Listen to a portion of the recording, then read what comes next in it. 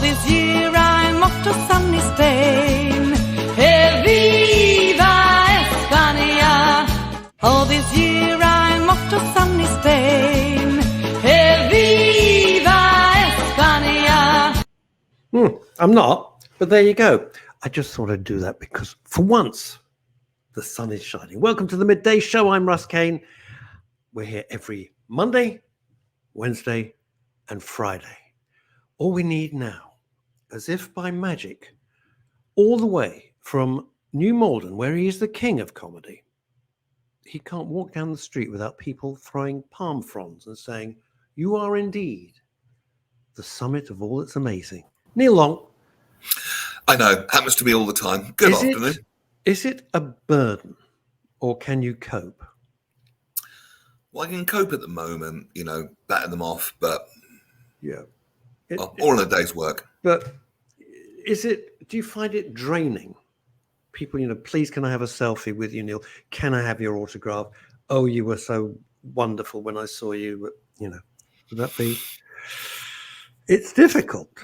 It's a tricky one. But being a stud muffin like me, it's all quite obviously easy. And I think not just that.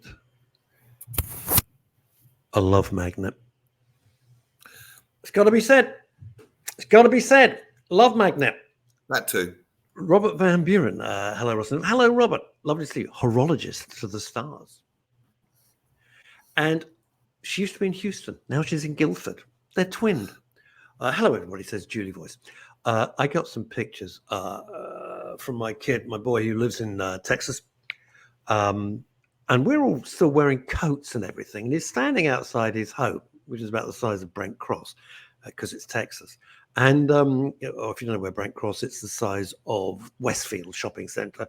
And he's standing by, his neighbour's got a Tesla Cybertruck, right? And he's just in shorts, and he's hench. And the sky is the most fabulous blue. And I thought, yeah, Texas. Anyway, it'd be lovely to go and see him. Elizabeth Texas, Green, who is big. Squightly is. Good morning. Makes a really rude joke about that, but that was the punchline, but I can't really tell it here. Probably not. If all is said and done. Fantastic. Barry J. Allen. You talk for a minute. I want to pay the what is this? That's not nice. That's just rudeness. Don't know what that's about. Loads of you watching all over the world. Elizabeth Green, of course, is in Manhattan, New York, and this is delightful. Absolutely. We've got a good guest coming up. Very interesting guest talking about a very interesting subject. Yeah. Oh, yeah. Looking forward to that. What's on the show today? Pardon me? What's on the show today? I was about to ask you, because you are a very professional person. You're a planner. You're a thinker. You have spreadsheets going into the next few months of the shows, and I think he doesn't. Paul Claridge, good afternoon, everybody. Loving the new Midday Show, guys. Thank you, Paul Claridge. P.S. Neil, I know how you feel being a babe maggot, a media superstar myself. As Paul says, it is stressful. Well, not for a professional like me, Paul, but if you're feeling it, pop round and I'll give you some tips one day.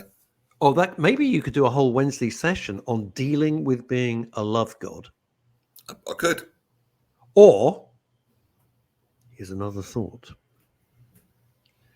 You hook up with our old pal Paul McKenna, and it's his new book, Neil and Paul, Dealing with Being a Love God. Could do. Everyday stress management. Got winner chicken dinner written all over it, I've got to tell you that. Have you bought the wonderful book, Have You Tried This? By someone called Lauren Mishkon with her podcast partner, Nicole Goodman? No, some connection to you? Not at all, no. But when you ask your daughter, this is how life is just amazing. Hello to Asa Don Brown in New York. Hi there. It's amazing. I said to her, Lauren, it'd be great. We'll get you on the show. We'll talk about the book. Oh, well, you've got to speak to our agents about that. The cheek of it. I said, I'm your dad. You got to no. Well, the PR company and the agents and the managers and the publishers, they're dealing with all of that. I said, Lauren, if I can't pick up the phone to my daughter and get her on our own show, right? And I got to go through some maybe enormous publishing company. She has the same agent as J.K. Rowling, I found out. Can you believe it? How do you feel, Russell? Well, inadequate, I think, really, Dr. Freud. Do you? Why is that? Well, yeah. Anyway, it's a big book, and it's doing really well. What is this? Is Asa Don Brown the head of the New York Brown? No, of course he's not. Is it? Is in the psychotherapy? Graham, are you on drugs again? No. I just read his earlier comment. You cheeky sod, Graham. Bloody rude. You know, there's a thin line, baby. There's a thin line between humor and just being offensive. And you are crossing that line. Oh, look, it's Magritte. Look, a picture. It's a lovely pair. Seen anything good on TV? I couldn't find anything to watch. But I would recommend The Outfit. Oh, on Netflix. Whoa. Really good. Really, really claustrophobically scary, set in Chicago in 1956. Thoroughly recommend it. The Outfit. Where's that playing? Pardon me? On Where's Netflix. that playing? It's on Netflix. And if you want, I know I talked about it on Facebook, and I've got to push this again. If you like beautiful, Liz would love it. I'm not sure you'd like it so much, but Liz Saul, your compadre, would love it. I thought it was the best film of 2023. It's called The Taste of Things. The Taste of Things with Juliette Binoche. French film, subtitles, obviously, because I don't speak French, apart from Citroën and Renault. That's it. Beautiful, beautiful. It's on very limited release. I really do recommend it. It's lovely. The Taste of Things. It's most don't go if you're feeling hungry. So if Liz says, Neil, let's go, for God's sake, eat first. You won't make it past the first 20 minutes. Heads up. No, it's important. Paul Carriage says, well, this is an interesting point about success, which Neil is used to, but I struggle. Surely, Russ, as her father, you are Lauren's ultimate agent. No. Those days are past. It is amazing. But I guess if you want something very scientific and you go to your daughter, you'd have to probably go through the proper channels now. No, I could just pick her up on the foot and get her on here, but don't worry. Oh. So basically you're saying that you could get your daughter on the show to discuss clever things that she does at work, but I couldn't get mine. No, it's fine. It's fine. I'm not upset. It's fine. It's okay. Really. No, I don't want to be rude, but no, it's fine. It's fine. You know, it doesn't go through my heart like a spear. It's fine. It's not a problem. It's not a problem. So tell us about our guest. What's going on? Well, that's an excellent question. Our guest is, I've got to look up the banner. Our guest is, I'll show you who this is coming up. Phoenix Head Group of Customer Service. Vulnerability. Certain sections of society are very, very vulnerable and getting more vulnerable. And she's coming on, I think she's coming on at 12:30, if my memory serves, which is doubtful these days, but you never know. Yeah, so she's coming on. Rifat Tufail. Have I pronounced that right?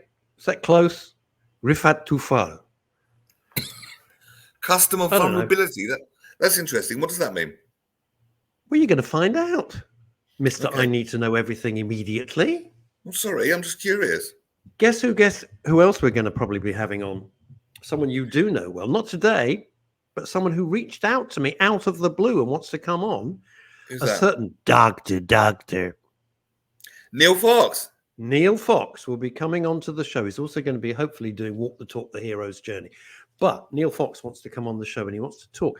I've left it for a long time, deliberately, because what happened to Neil was diabolical,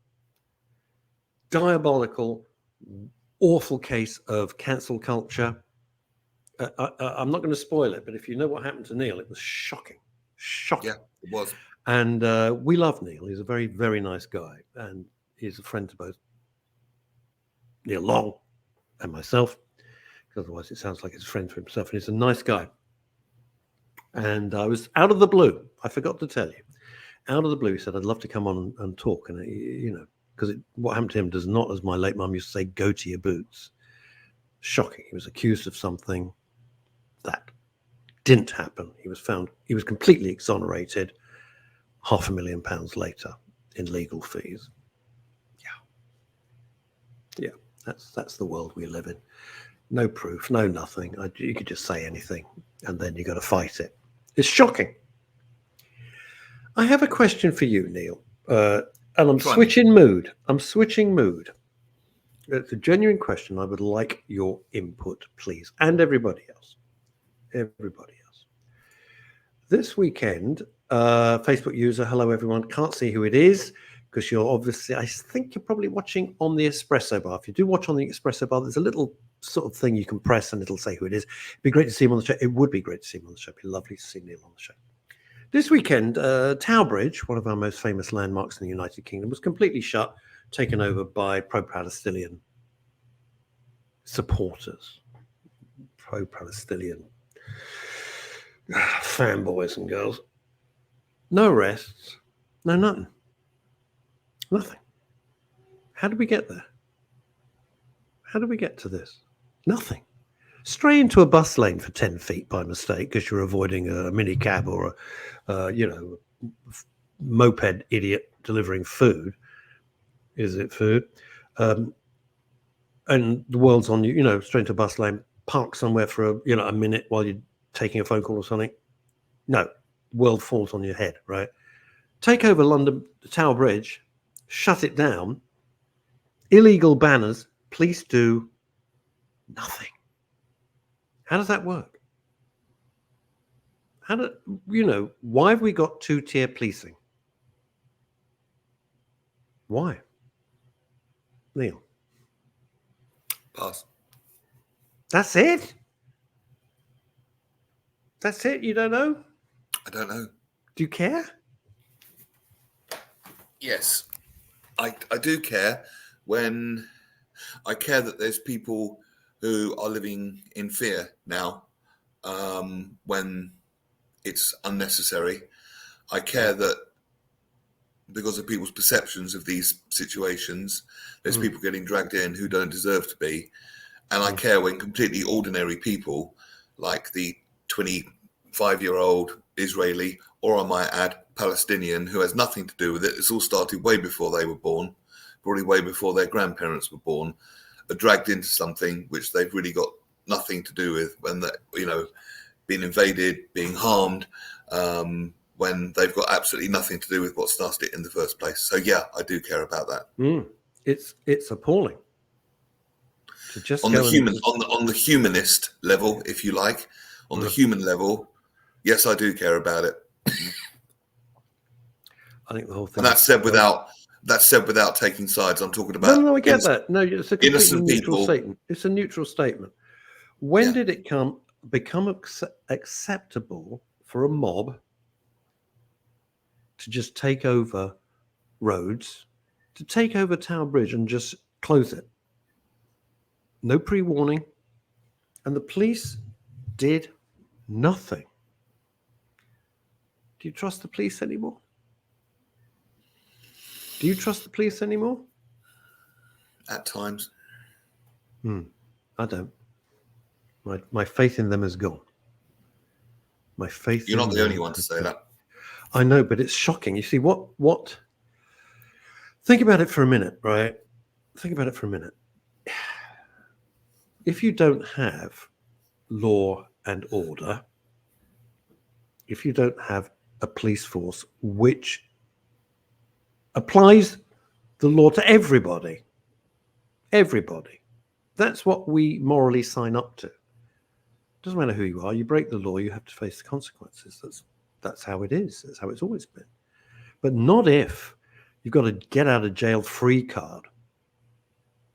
So I don't understand. Somebody unfurls the Union Jack and they're dragged off. Tommy Robinson, who was doing nothing. I'm not a Tommy Robinson fan. Please don't go there. All right.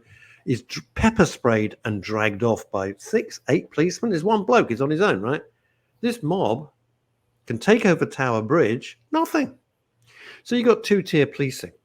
It looks like. But what the fear is, for me, is that nature, I've said this for years now, nature abhors a vacuum. And if it's seen that the police are doing nothing, how long before a militia gets formed? How long before mob rule comes back? How long before people just say, I've had enough of this? And then it gets very, very ugly. Very, very ugly. How can you possibly project onto Big Ben last week awful slogans, no consequences?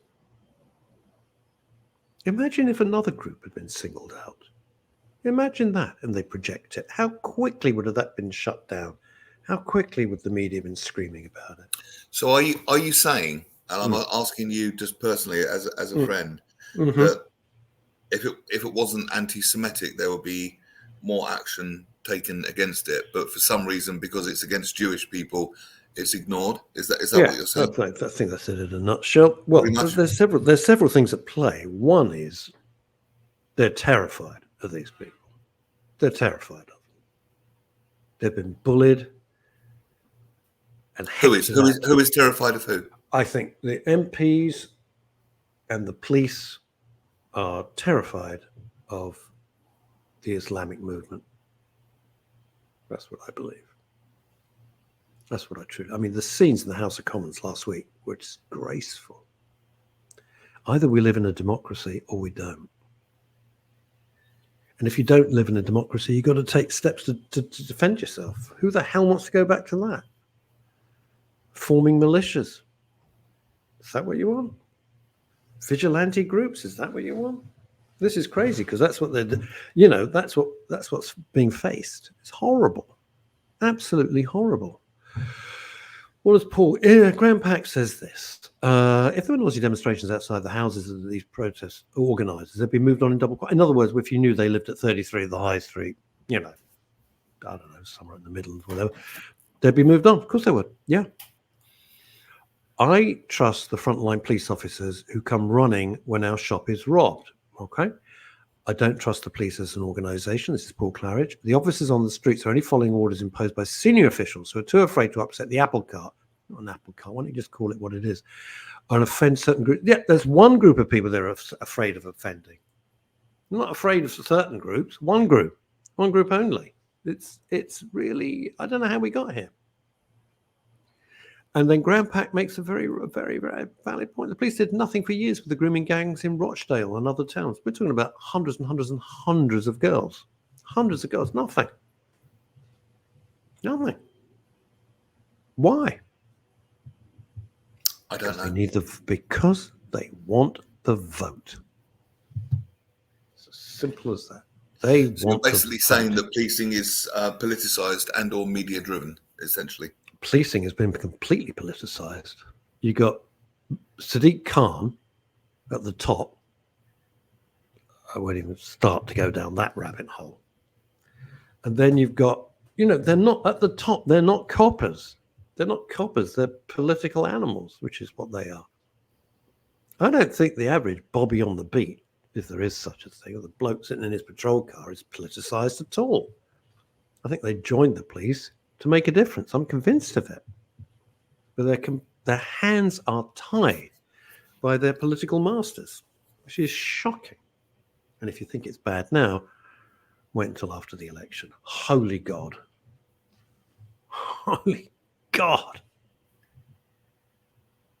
Because my bet is, and this is just my bet, Starmer will sweep it. I mean, guaranteed. You bet the house on that. Whether you like it or not, I think that's what's going to happen. And I think within 3.5 minutes, they'll dump him and get somebody very radical in. And then good luck. Good luck with that. Yeah. I think it's a really, really dangerous time we're living in. I think it's horrible. And it's a time of more extremes, and it's a time of things happening a lot faster.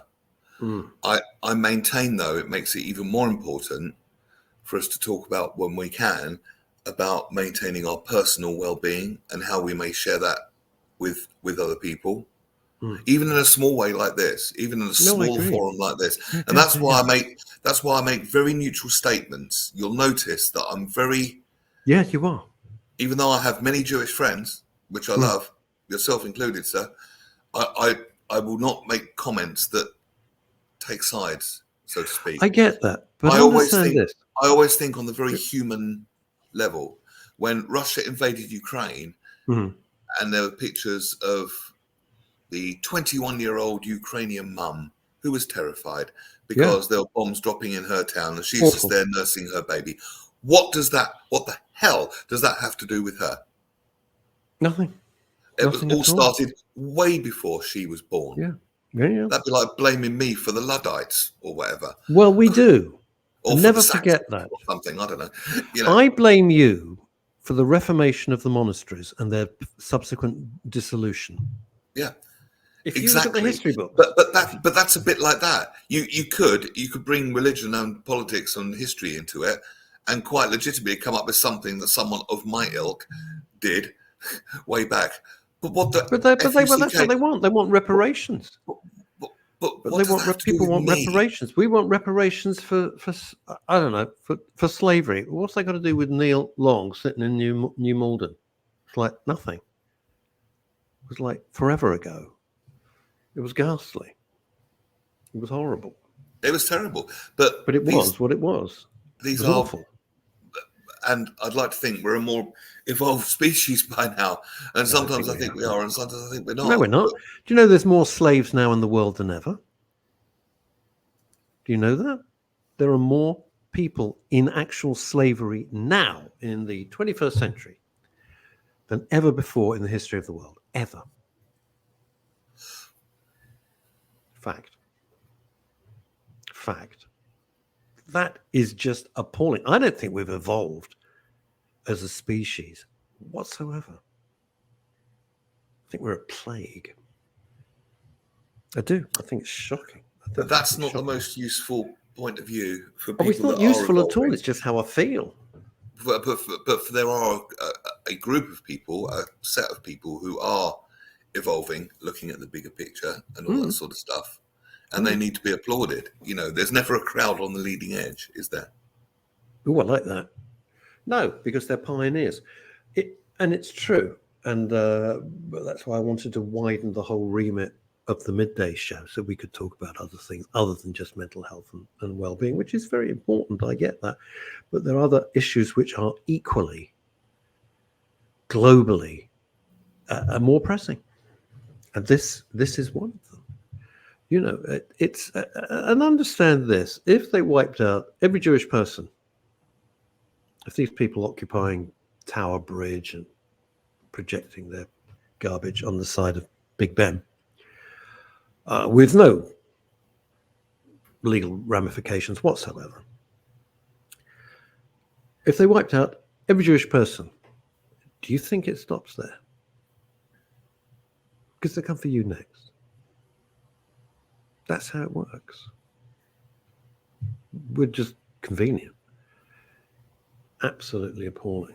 But people sitting there thinking, well, it's nothing to do with me. Oh, trust me, it will be something to do with you. It really will. Let's see what the great brain says. Would you like to read this out, Neil? This is from Dr. Asa Well, I Dombrowne. believe in accepting all people, the crime being committed at large is mind-boggling. We're having the same issue with criminal behaviour and attitudes in Canada and the States. The issue starts with our leadership and their supporters. We can change the narrative, but it's going to take the willingness of the people to voice their disgruntlement with the current agenda. Damn straight. Damn straight it is. Asa, you're absolutely right. I saw a wonderful thing. One of the people I can't stand is Pierre Trudeau. Justin Trudeau, sorry, not his dad. Or was it Fidel? Justin Trudeau, who heads up Canada. Canada's a cluster mess. And a beautiful country. You've spent time in Canada. I spent a lot of time in Canada. Yeah, beautiful, fantastic place being ruined by Trudeau and his stupid ideology crap.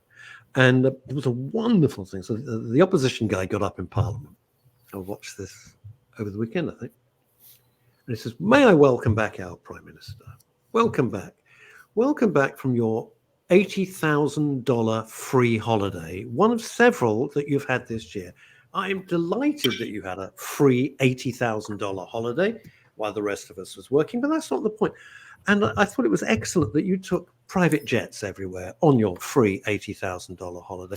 You used up, and then he quoted all the emissions that Trudeau's use of private jets had cost. And then it cuts to Trudeau banging on about, climate change does this and climate change does that. And, the hypocrisy of these people is jaw-dropping. So when Asa said, we got to change the narrative, he ain't kidding. You just got to look at these people and go, you're just massive hypocrites. It's shocking. Does it start with, but Neil, as you say, I guess it starts with the individual. It starts with the individual, but we don't have the individual right now. We've got mob rule. And mob rule only goes one way, and it ain't good. It ain't good. Because if there's a pushback, the pushback will be brutal. That's for sure. I don't like it. I don't like it. We just want to live life. We just want to get on, live our life, potter around the garden if you got one, take dogs for a walk, do a bit of work. That's what you want. Have a cup of coffee. Don't want to be living in fear. Don't want to be living because we're intimidated. And it never stops. They go for one group. When they're finished with that, they go for another group. It's endless. Endless. It's got to be stopped. Got to be stopped. And it's a fad as well. I mean, a lot of the people are incredibly stupid and have no idea what they're doing. And what is terrifying, of course, when you see what's going on in Harvard, and these meant to be the ultimate brains of the United States, you think you are as thick as mince. And that's the future. Not good. Right, here we go. Would you care? Would you be so kind, Neil Long, to read this out? News today on mental health of 18 to 22-year-olds reading a book on brain food and how junk has an effect on apathy and depression. I believe our next generation is in trouble. Not enough exercise, good food and community support will drain well-being of those younger than us. Yes, community and peer support is important for all of us, and eating the right foods can be transformative. Yes, absolutely. That's Kimmy Lashmar. I agree. Kimmy, I never understood. I've made this point before, and no one's ever been able that fast food, I'm not mentioning any of the names of the companies, you all know who they are. Why is it kids love them? Instantly, I was thinking of my kids don't touch it now, but any of them. But when they were very little, they couldn't get enough of it. Junk. They don't eat junk food. They eat very healthy. And I'm convinced there's something in it. Is it the salt? I don't know what it is, but whatever it is, it's addictive. It feels it's addictive. Does that make sense now? Yeah? Yes. And I do believe our guest is in the green room. Our guest is in the digital green room, ladies and gentlemen. And she is here to tell us wondrous stuff. Hello, Rifat. How are you? I'm great. Can you hear me? Loud and clear. We can hear you. We can see you. Everything is technologically brilliant. What a lovely, unusual name. I've never met anyone called Rifat before. You're my first Rifat I've ever met. Good.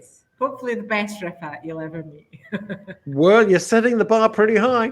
We've only been going 15 seconds and already. Yep, you've set a high benchmark already. Welcome to the show. Absolutely. Rifat, tell us all about why you're here. So I'm here. I work for Phoenix Group and I'm the head of customer vulnerability. And explain what Phoenix Group is to everyone who doesn't know, which would be me. So we have 12 million customers, and our customers have a range of products from pensions to protection to long-term savings. So we are a family of brands. So some of the names you'll have heard of: Standard Life, Sun Life, Reassure, and Phoenix Life. Yeah, I think I've been with all of you at some point. At one point or another. All right. Okay. And you got 12 million customers. Wow. Well done, you. Yeah, we have 12 million customers. So we take that responsibility really seriously. And what we're very conscious of through our research is that vulnerability is increasing across the UK. Some of that is heightened by cost of living, which I'm sure is a topic, that a lot of people are talking about at the moment. But we're living longer. In the UK, we're an aging society. So people are living longer. Yep. If you're born today, you've got more chance of living to 100 than ever before. So that's creating obviously its own set of challenges. So yes, that's why I'm here, because what we recognize is that people are living longer. We want them to have longer, better lives. And at the moment, things are getting in the way and people are worried about money. So what our research has shown us is that 1 in 4 of UK adults are losing sleep because they're worried about money. I bet. Yeah, and 23% are actually saying that worrying about money is affecting their mental health. Yep. And we know that physical, financial, mental health, all these things are interlinked. Let me ask you a question, slightly out of your remit, but that's the nature of the show. This whole thing about, you're going to live longer, I think it's a terrible idea. I think it's terrible. I think, we were meant to kind of drop at my age, and now, 80 is considered kind of young. I do a lot of funerals as a celebrant, and he was only 8. Wow, shame. No, he was 80. It meant that used to be good. And now it's considered, it's like middle age. Well, it's middle age, you're going to live to be 160, for Christ's sake. So living well and being older is one thing, but just getting older and having all the same worries is a horrible thing. A company, and I can't remember who it was.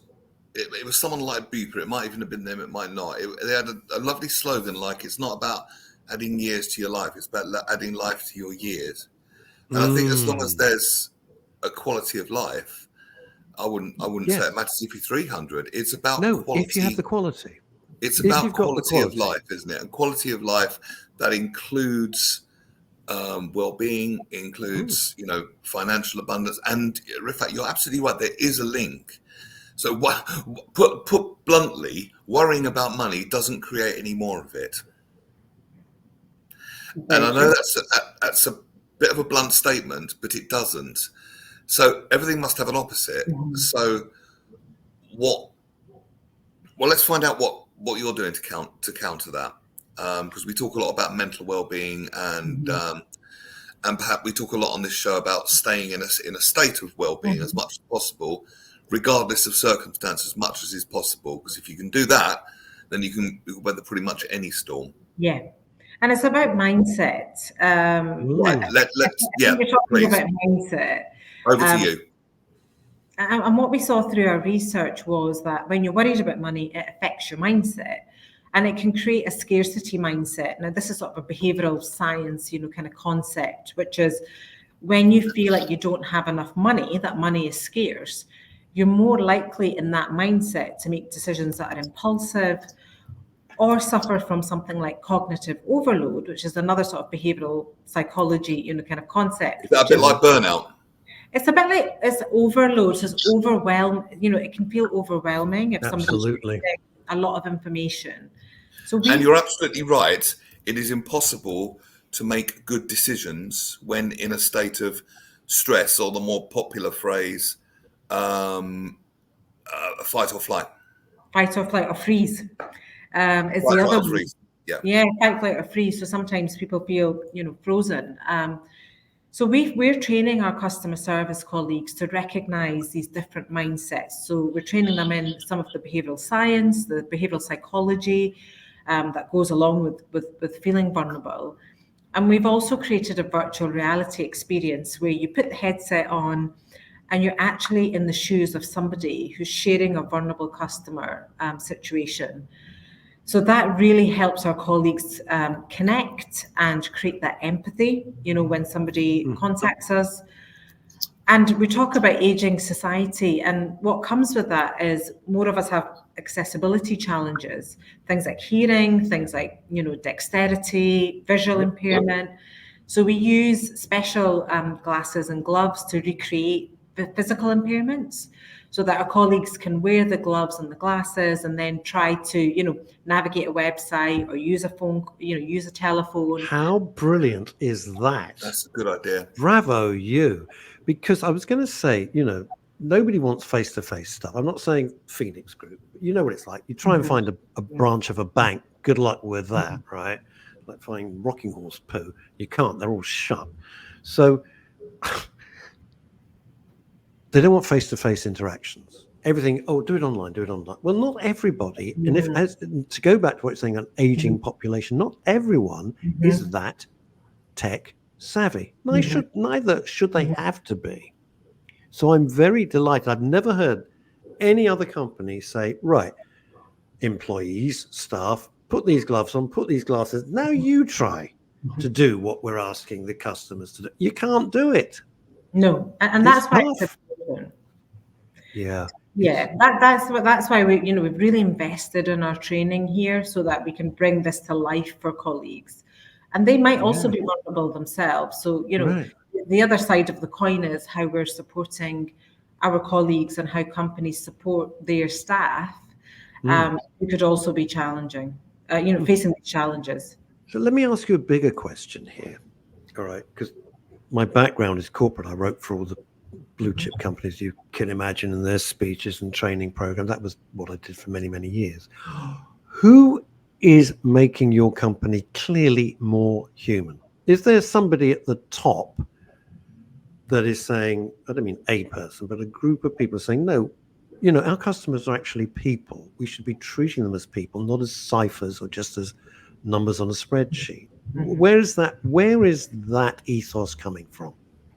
So this is an inherent part of our culture. So we have a culture of being customer obsessed. We want to put the customer at the heart of everything. I love that. Why? Because we want people to have a life of possibilities. You want that, I want that. Yeah.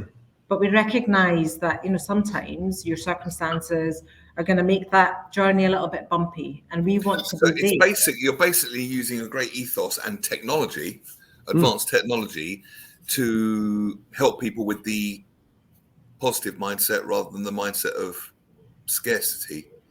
Because you're right, it's one or the other. It's the same stick, but there's two ends of it. And you're either at scarce. I made this. You can either live in scarcity or do a bun dance. It's one or the other. You can have that. By the way, you can have that. You can have that. Have that on your next annual report. There you go. That can be on the front. Well, but it's a nice way of looking at it, isn't it? If it's one way or the other, we want to be able to pivot to the other one, don't we? And say, look, it's safe to pivot to the other one. So let me ask you a kind of leading question. Because you're customer focused and you want to treat them as human beings, and how rare is that? What do you find that as a corporation? There's a benefit. Have you got a good loyalty base? Are you got returning customers? So what are the benefits? I understand why you want to do it as a humanitarian, but let's cut to the chase. In terms of corporate, bottom line, the benefits to you're seeing them? So, just relating to what you said there, I always say to be human is to be vulnerable, because we're all going to be vulnerable at some point in our lives. Right. That's a level playing field in that respect. What's really important to us, as I mentioned earlier, is that we want everybody to have a life of possibilities. Yeah. But we recognize things are going to get in the way, and we want to be there for our customers. And we call that those moments that matter. That's a moment of truth. When you reach out to an organization and you say, I need help. And that's what we're doing, is we're making sure that we've got options for customers, we've got solutions for customers. Naturally, we would hope that means that they've had a good experience and that they'll talk about that experience with their friends and family. And people, I think there's also another belief, which is quite strong, is that we have to have everything worked out ourselves. We have to do it all ourselves. And to ask for help of any kind is somehow a weakness, that we've somehow failed. And that's a big block for some people. Yeah, absolutely. What we've seen when we talk to customers is, they're proud. We're proud. They don't want to bother anybody. They're also don't want to worried. be a burden. Don't want to be a burden. Oh, there we go. But they're also worried. What if I tell this company something about my situation? There's an element of kind of trust there that has to be, I guess, built and engendered so that people feel, well, this is a safe space for me to share. It's so interesting. I think what you're doing is terrific. Thank you. Absolutely terrific. When did you bring in the initiative? When did it commence? So we've been working on our sort of program, if you like, for vulnerable customers for 3 years. That's a formal program. But before that, I've been in the role 2 years prior to that. So we've supported customers through the pandemic. We're helping our customers through cost of living, and not just our customers, as I mentioned, helping our own colleagues through that is really important. Yeah, it really is. So you're really, you're walking the talk, so to speak. It's been an absolute pleasure, Rifat. I know how busy you are. Bless you for what you're doing. I wish more people will, and more corporations and institutions were like you. World would be a happier place. Okay. Thank you so much for joining us on the Midday Show. All right. Bye-bye. Lovely to meet you. Bye. Bye-bye. Charming person. Great idea what they're doing. What's the saying, Longy? Walk a mile in someone else's shoes. Right? Walk a mile in someone else's shoes. It's so easy when you are younger and have no hearing, your sight's fabulous and you feel great all the time, right? It's so easy to be dismissive of somebody who is hearing isn't great, sight isn't great, doesn't have the mobility. You don't know until you've experienced it. You have no idea what it's like. To you, to be blunt, it's a pain in the ass. Some old farts on the phone complaining about X, Y, and Z. Well, one day, matey, you will be that old fart on the phone. That'll be you. There's no getting out of it. That's how it is. So have empathy. You talk a lot about it, Neil, much more than I do, about empathy. That we're not an empathetic society anymore, and we need to be. We just need to be far more empathetic. Even down to, I've said this before, but I do believe I'm in the supermarket and there's a little old dear, and I do mean a little old dear, and she's chatting to the cashier, and your initial reaction is, oh, for Christ's sake, got to get out, I got to do X, Y, and Z. And then there's a little part of you, maybe for this elderly person, this is the only human interaction they're going to have all week, chatting to the cashier. That could be it. Think about that. Yeah. Think about that.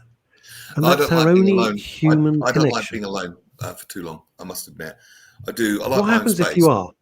What happens if you are, though? If I am, and I feel alone in situations with no one to bounce it off and with no kind of, if my mind's in a circular loop and I have no resolution, then I can be quite self-destructive, shall we say. Totally. Why do we do that? Why do we have that button printed in red saying, press me? It's the size of a freaking dustbin then. Why? God, if I could get rid of that, and you're the same, if we could get rid of that bloody button, your wonderful thing of get that little voice, put it on the end of your thumb, give it Joe Pasquale's voice, and you just go, shut up. Yeah, I get that. It's wonderful. But we don't. We can't always manage it. You know what I mean? We can't. I did yesterday talk a friend, I'm not going to mention any names, back into a state of well-being. And it was done relatively quickly using a bit of clever NLP. I was doing NLP quite a lot yesterday. It was really interesting because I went to an MCing course, the MC at a comedy night, and they were talking about NLP in that and how an MC whose job it is to warm up the room, make everyone feel welcome and create a receptive, fertile, fun ground for the comedians and to bring and to do the right thing before they bring the right whatever comedian on and angle what they're doing towards bringing the next one on in the right way. There's a real science to it. There's a real science and art to it. Yeah. And they'd written the whole opening set, which was optimized with NLP to put the audience in a conducive mindset, which I thought was brilliant. And I talked a friend, no names, back into a state of well-being. Something had happened to this person and it had discombobulated them. But I said to this person, can you remember, who do you feel safe with? And she said who she felt safe with. I said, well, imagine yourself with that person now. She went, yeah. And I said, okay, that's what the feeling of safety feels like. Right. Yeah. And because the unpleasant incident wasn't happening now, that was then in the past, she could tune into a feeling of safety now, regardless of the circumstance in the recent past. So, and it was done, if I may say so, pretty well by me, and it was quick as well. It was quick and it worked. And was it lasting? Was that feeling, was that reaction lasting? I'll let you know when I speak to this person later. Okay. But it was certainly, if it's all about managing our internal state, and I know that's not easy, and I can't do it all the time, but I'm learning how to talk people back into well-being, and people are learning how to do it for me. Now that, you see, I'm brilliant. Talking to other people, I can give the most wonderful advice. To myself, useless. Absolutely 100% useless. But it can work both ways. If you still got that mindset of I have to do it all myself and work it out all by myself, you, not you personally, anyone will be blocking that because the barrier's up. But like our guest said, if you feel you have the safe space to be truly vulnerable, truly share how you feel, and be willing within that vulnerability to be given a safe space, a safe tank big enough to move, then you can get some space around it, a movement around it. Right? How many of you watching and listening around the world have thought you could trust somebody, done that, and it's bitten you on the arse big time? How many of you? Which is why, understandably, people find it hard to trust, that people have trust issues. But again, that doesn't mean that you can't tune into the feeling of safety if you imagine what you feel like when you're safe with someone you know you're safe with. I get that totally. It's a slightly side adjunct to what you're saying. The idea, and it's terrific, of being able to conjure up, magic up, call it what you will, but call at will the feeling of, no, I can project myself into a safe situation in my head is terrific. The idea of whether you can trust people is a very different matter. Yeah, very, very much so. But I would take issue with the word conjure. It's not conjure. It's not magic. It's just how our neurology works, and it's just about understanding how our own minds. It feels like magic. That's the point. It feels like magic. What have we got why? here? Facebook. But because it comes out of nowhere. Because you go, "Oh, that's clever. It's magic, isn't it?" I'll come back to that. It's interesting that the pockets of society around the world with lots of over 100-year-old people are in great health are because of good food, family, exercise, what I call old-fashioned living. Absolutely, whoever you are, I'm agreeing.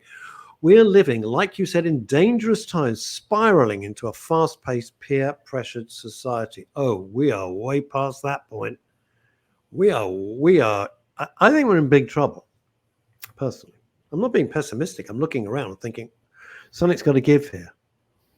There's got to be there's going to be a huge reaction to this. This cannot blunder on as it's going on. Weak leadership, gutless politicians, gutless people at the head of the police force, not the police themselves. I couldn't do their job. I think they're bloody brave. I couldn't do it in a million years. And I've known lots of policemen. They've been personal good mates of mine. They're damn brave. I couldn't do what they do. But they're ordered around by politicians, not themselves. That's why I said it's magic. I'm not. I don't want you to think I'm deriding it, Neil. I don't think you're deriding it. I think if you use the word, if you use the word magic, it can seem a bit weird or a bit airy fairy, and it's not. It's science. It's science. I'm sure Asa Don Brown will back me up on this. What we're talking is science here. It's not magic. We are a social species, and we are taught to be early on. Ultimately, it's about the survival of the species. Yep. Yet it's important that we learn to be alone and capable of self-acceptance and self-soothing. Not easy. However, not easy okay, but let's extrapolate that, because if we were all able to soothe ourselves and all able to soothe the people around us, we would all be, soothed, and we'd all be in the parasympathetic nervous system where you do make the good decisions from. Now extrapolate that. Imagine a whole society of people making good decisions for themselves and the people around them. Imagine that. And that possibility exists just as much as the negative ones that you talk about. They both do. It's the end of which stick do you want to grab? I'd like to grab the nice scarcity or abundance. I'd like to grab I would like to grab the nice end, not the shitty end of the stick. I Okay. get that. But if you've got a society where there are people who are quite clearly raving mad, fanatical lunatics, I think you've got a bit of a problem on your hands there. You can't I have a agree. logical conversation. You can't have a I logical agree. conversation with them. But jumping in with the Impossible. drowning man to save yourself really doesn't work. And that's what grabbing the shitty end of the stick along with everybody else does. No, I understand that. But, you know, if somebody's coming at you with a stick or a fist and everything else and screaming because they're raving lunatics, you know, being the logical, sophisticated person ain't going to get you out of that situation at that time. No. That's what I don't like. I don't like being dragged down to that level. And it's all been orchestrated. All of this stuff is not an accident. It's not an accident. You know it as well as I do. It's all been orchestrated. It's a 20, 30-year plan with enormous powers at play. Absolutely. All of it. All of it. Orchestrated. Why? Who the hell knows? They hate the West. Don't like capitalism. Don't like order. All of those things. But it's not an accident. These things don't happen by accident. Right. This is for you, Neil, if you'd like to read it out. Neil, I may tap you up for some advice soon. I too have been counselling a couple of close friends recently. The same for him for years. I've never had any training, just told them a good listener with good advice, and that can make you feel better about themselves. Considering whether to get some training in NLP or other therapies. Ooh, nice one. Well, NLP is a pretty good one, Paul. Yeah. You can see, I'm going to say this, and I know you're in the room, Neil, so you know, don't blush. But Neil's been very honest that he calls it his big dip a few years ago, and done tons of work on himself, which is why I'm thrilled he's here twice a week. So it works. You know, it works. Happiness is important. Perfect, and I'm still evolving, and I haven't got it perfect, but I'm in a much better place than I was. Yeah. A much better place than I was. Yeah. This is good. Well, it's good. You know, the proof is in the pudding. Happiness is important, says Facebook user. I'm suspecting watching on the Espresso Bar Facebook group, which you can join. Please just join and I'll admit you anytime. Hope is necessary. Oh, you see, once we lose hope, we're doomed. That's it. And maybe we all need to slow down and be more kind. Well, I would go further. Leave that up for a minute. Nice? I would say, leave that up for a minute, would you? That comment? Yeah, sure. Thank you. I would say happiness is, believe it or not, our default state. We're not supposed to be unhappy. Hope is necessary. When you know deep down that everything's going to be all right, hope isn't necessary. Hope is if you're hoping for something. If you knew deep down, if you were certain that everything was going to be fine and that was your belief, that's what you would experience. But yes, we all do need to slow down to be able to tune into what we're thinking and feeling. And then maybe, because if I can anchor this feeling of safety into someone, who says you can't do that with hope or with belief or with this or with that? This is the thing, Paul, with NLP. Every behavior has got a structure. That person that's good at making £1 million, there's a how to that. That person that remains Zen-like in any situation, there is a how to that.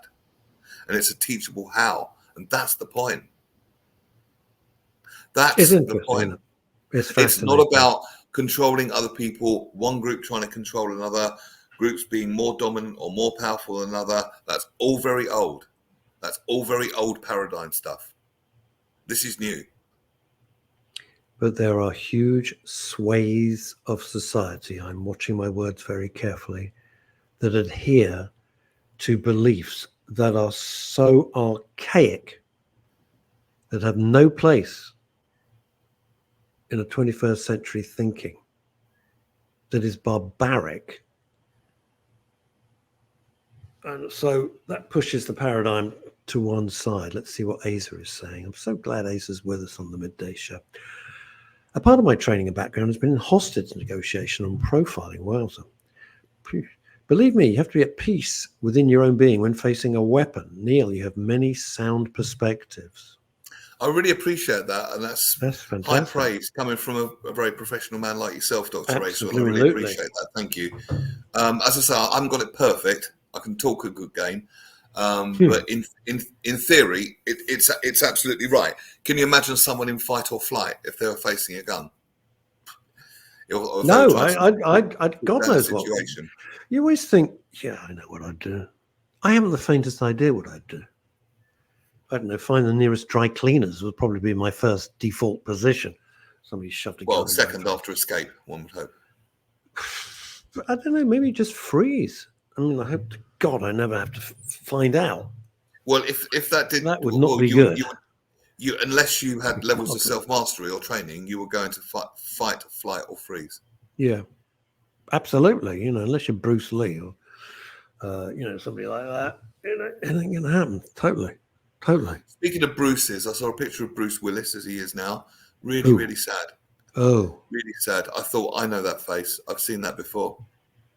That face. Oh, the dementia face is horrible. Not there. I've seen it. Awful. It's a cruel, brutal disease. You know, went through it with my mum for 16 years. It's ghastly. Absolutely ghastly. Horrible. Dementia. Awful. Sucks the life out of you in every single way. It's brutal. And it's still not talked about enough. People are still embarrassed about it. And you shouldn't be. The only way you can make progress is by talking about stuff, you know? Can't keep hiding it away in a shadow. It's just not going to work like that. Awful. I thought what was sad, excuse me, was that Bruce Willis obviously needed money, presumably for medical stuff. So he appeared in a load of films. They're all on Netflix and Amazon. Where he just drops in the film and drops out of the film. And they are universally terrible. And you can see he's just kind of not there. Just not there. I understand. Even in the films, you can see it there. Yeah, you can see it's not there. He's giving the lines, the delivery of the lines is like robotic. It's shocking. And you only wish someone could have said, Bruce, please don't, your legacy's terrific from Moonlighting onwards, which you're too young to remember. But don't let this be how people remember you, these really bloody awful films that are just terrible. And no point of you even being in the scenes. I mean, it's just shoehorned in. It's horrid. Where did you see the picture? By the way, it's on the internet. It's somewhere on the internet. Horrible. I wish people would. Well, I did read the other day. I did some more research into it. There's possibly a new breakthrough in Alzheimer's. The trouble with that is, I think something I came to appreciate. It's not a mental illness. It looks like a mental illness. It looks very much like a mental illness, but it's a physical illness which affects the physical brain. And because the brain deals with the mental as well, it appears to manifest as a mental illness. It's not. It's nothing physical. To do with. It's physical. It's physical. I tell you what I liken it to, and I'm not a doctor, as you've probably gathered over the years. In 2001, A Space Odyssey, how the computer has to be switched off. So bit by bit, David Bowman starts to take the chips out, as it were. So this computer, which was brilliant, slowly reduces until all it can do is sing Daisy, Daisy, give me your answer, do. And I always thought, although it wasn't meant to be at the time, but to me, that is what dementia and Alzheimer's like. Bit by bit. Horrible. Let's see if we can do this. This is from Before we go, Paul. Well, Paul. Oh, here we go.